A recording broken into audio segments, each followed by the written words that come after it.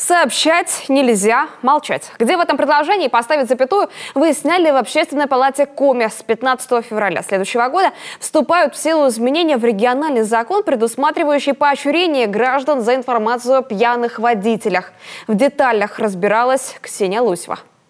Нерадостная статистика. Коми в антилидерах Северо-Запада по числу ДТП по вине нетрезвых водителей. В 2022 году 3215 случаев, в 2021 – 3016. За 6 месяцев этого года уже 1870. За каждой сухой цифрой искореженные судьбы, травмы, а иногда и смертельный исход. Несмотря на это, видимо, надеясь на русскую авось, пьяные водители продолжают садиться за руль. 22 год. 4509 случаев либо выявления водителя в состоянии опьянения, либо отказавшихся от освидетельствования. За аналогичный период прошлого года это было 3760. Рост значительный. 18%. Да. Много. Кроме того, по информации ГИБДД МВД, в 2021 году по доверительной информации, полученной от граждан, было отстранено от управления транспортным средством и привлечено к административной ответственности 306 лиц.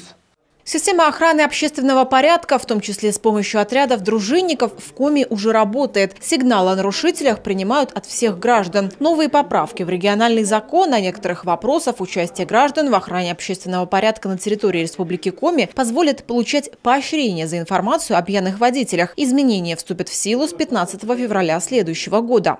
Мытье, значит, автотранспорта во дворе. Да, во дворе, пожалуйста, значит, неправильно парковка, пожалуйста, значит, нарушение правил парковки, пожалуйста, сообщайте, никто, значит, вам не запрещает это делать. Еще раз говорю, вопрос оплаты здесь, опять же, люди, вот сейчас возник этот закон, да, о том, что это будет оплачиваться, но ведь и до этого-то люди сообщали, без всяких этих денег. Гражданская ответственность. Что важно, речь идет не только о водителях под градусом, но и о тех, кто попытается покинуть место ДТП. Алгоритм обещают сделать предельно понятным. Чтобы получить выплату, необходимо передать информацию о правонарушении на горячую линию ГИБДД и назвать свои данные. Далее сотрудники выедут на место. После этого сообщивший может предоставить в ГИБДД свои документы, реквизиты для перечисления средств и согласие на обработку персональных данных. Информация будет конфиденциальной. Нарушитель не узнает имени сообщившего о нем гражданина. Оператор вводит информацию в систему паутина, камеры фиксируют данного нарушителя. Сколько по времени, как вы думаете? Ну, здесь нужно, вот мы проверяли, срабатывает где-то с момента фиксации до сигнала обнаружения где-то минута проходит.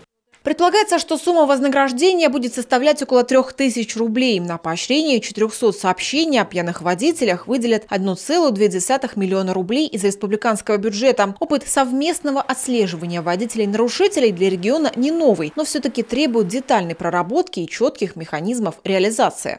У нас в 2013 году была практика с ГИБДД Республики Коми. Был такой ЗЭЛО-канал. Канал – это приложение типа рации. Ее устанавливают в дежурную часть ГИБДД и подключали туда таксистов. Так как нас много, их было там порядка 200 человек, сообщали о правонарушениях в виде пьяного водителя. Эта практика была, реагировали практически сразу. Денежные поощрения за сообщения о правонарушениях широко применяются и в других странах. Но здесь, по мнению экспертов, главное помнить, что основная цель – не как можно больше выписать штрафов, а снизить количество происшествий на дорогах. Получится ли в Коми внедрить новый механизм, совсем скоро станет понятно на практике. Ксения Лосева, телеканал Юрка.